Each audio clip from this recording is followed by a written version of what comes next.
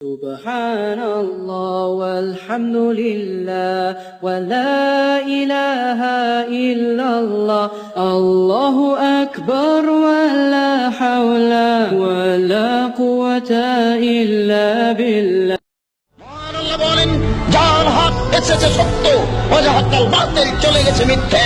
ইন্নাল বাতিলা নিশ্চয় মিথ্যে, কানা যাহুকা চিরদিন মিথ্যে। এরপরে আল্লাহর রাসূল বলেন, ওয়ালা তাজাসসু, তোমরা মানুষের দোষ ত্রুটি উদ্ঘাটন করো না। মানুষের দোষ ত্রুটি উদ্ঘাটন করা মহাপাপ।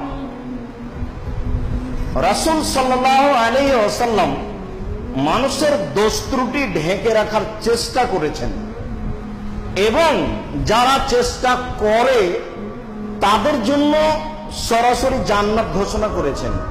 তিনি বলেছেন, মান সাতারাল মুসলিমিনা সাতারাহুল্লাহু ফিদ দুনিয়া ওয়াল আখিরা।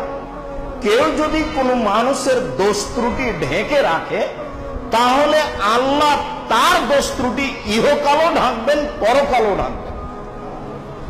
আপনার যতই পাপ হোক, আপনার যদি এই অভ্যাস থাকে যে মানুষের দোষ নিয়ে আপনি বলা বলি করেন না, তাহলে আপনার সব দোষকে আল্লাহ বিচারের মাঠে ঢেকে দেবেন। বিনিময়ে আপনার জান্নাত হবে। পরকালে তো ঢেকে রাখবেন, ইহকালও রাখবেন। তিনি নিজে দোষ ত্রুটি ঢেকে রাখার প্রাণপণে চেষ্টা করতেন। এ ব্যাপারে আপনাদের সামনে একটি হাদিস অনুবাদ করি, তাতে আপনার মনে হবে যে এটা যেন বাস্তব ঘটছে এবং আপনি খুব কান লাগিয়ে শুনবেন। এটা আপনার জীবনে অনেক কল্যাণ টেনে নিয়ে আসবে।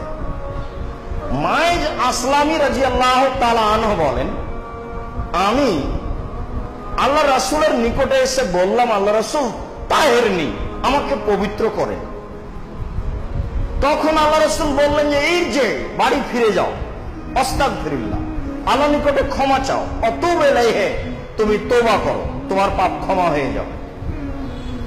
লোকটি চলে গেল। একটু গিয়ে আবার ফিরে এসে বলছে, আল্লাহ রাসূল তাহেরনি, আমাকে পবিত্র করুন। তখন আল্লাহ রাসূল বললেন, তুমি বাড়ি ফিরে যাও, আল্লাহর নিকটে ক্ষমা চাও, তুমি তওবা করো। লোকটি চলে গেল।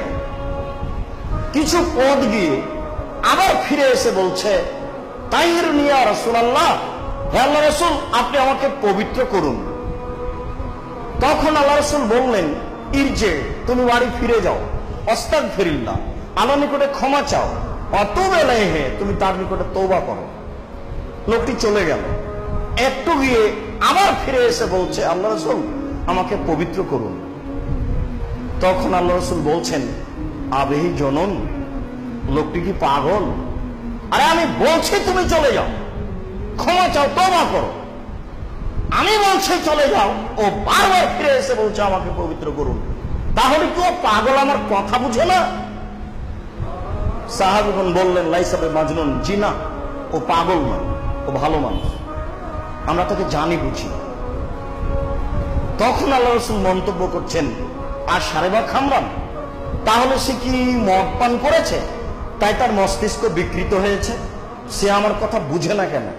ফাকামা রাজুলুন ফাস্তানকাহু, তখনই একটা লোক লাফ দিয়ে দাঁড়িয়ে তার মুখে নাক লাগিয়ে মুখটা সঙ্গে দেখে বলছেন, মা সারেবা খামরান, জি না, এ মদ পান করেনি, এ ভালো মানুষ। তখন আল্লাহ রাসূল বলছেন, আসানাইতা, তুমি কি জেনা করেছো? তখন সাহাবী বলছেন, জি, মানুষ যা বৈধভাবে করে আমি তা অবৈধভাবে করেছি, অতএব বিচার করে দেন। এই পর্যন্ত হাদিস অনুবাদ করার পরে আপনার বিবেকের সাথে আবার হাদিসের পিছনের দিকে ফিরে যাই। মরা পর্যন্ত এই হাদিস আপনাকে মনে রাখতে হবে জরুরিভাবে, যে কোনো মূল্যে। হাদিসের বাকি অংশ থাক। এতক্ষণে আল্লাহ রাসূল বলছেন যে তুমি কি জেনা করেছ, এই কথা তিনি বললেন, তাহলে তিনি প্রথমে বুঝতে পেরেছিলেন ঘটনা এরকম কিছু আছে।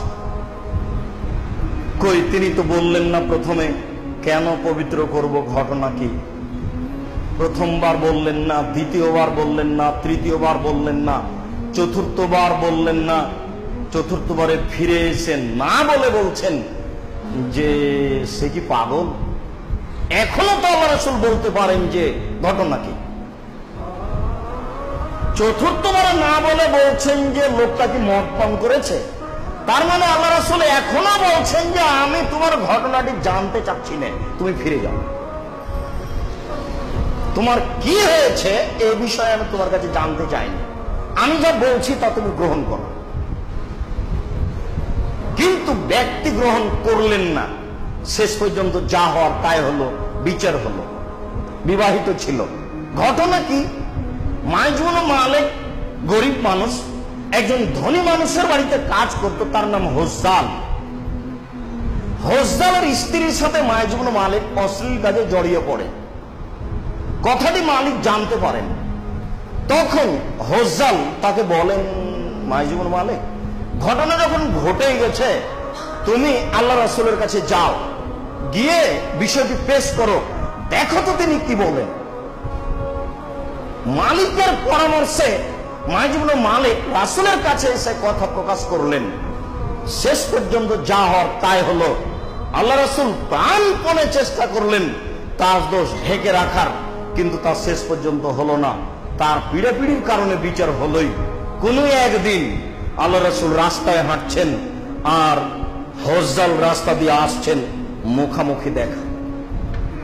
অনেকদিন পরে মুখামুখি দেখা হলে আল্লাহ রাসূল বলছেন, হোজ্জাল, লাউ শাকারতা খাবারা মাইজুন মালিক বিসাবাত লাকুনতা খায়রান কাসীর। হোজ্জাল, তুমি যদি মাইজুন মালিকের বিষয়টি তোমার কাপড়ে ঢেকে রাখতে তাহলে কত ভালো হতো। তোমাকে আমি কি দিয়ে বুঝাই, কত ভালো হতো এটা হিসাব করা যাবে না। ওখানে একটা ইসিম তাফসীর শব্দ ব্যবহার করা হয়েছে যা সবাইকে বোঝানো যাবে না।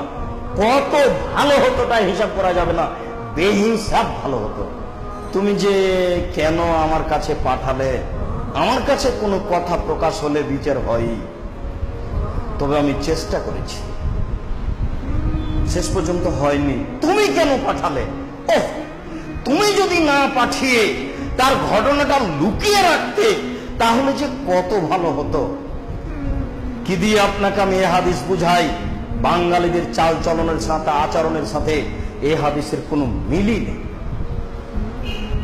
বাঙালি এত নিম্ন শ্রেণীর প্রায় মানুষ, আজ থেকে 40 বছর পূর্বে কি হয়েছে সেটাও পেপার পত্রিকাতে বের করে বিচার করতে চায়। আর রাস্তাঘাটও তো আছেই। আপনার যে একটা ঘটনা ঘটেছে আরেকজন আরেকজনের কাছে বলতে পারে খুশি হয়, এই তো চরিত্র, তাহাজ্জুদ পড়ে জান্নাত কিনবো মনে করছেন? জি না, বহু দূরে, জান্নাত বহু দূরে। জাহান্নাম সহজ, জান্নাত সহজ নয়, জান্নাত খুব কঠিন ব্যাপার। লা ইলাহা ইল্লাল্লাহ মুহাম্মাদুর রাসূলুল্লাহ আলাইহি সালাতুল্লাহ ওয়া আলিহি ওয়াল আহব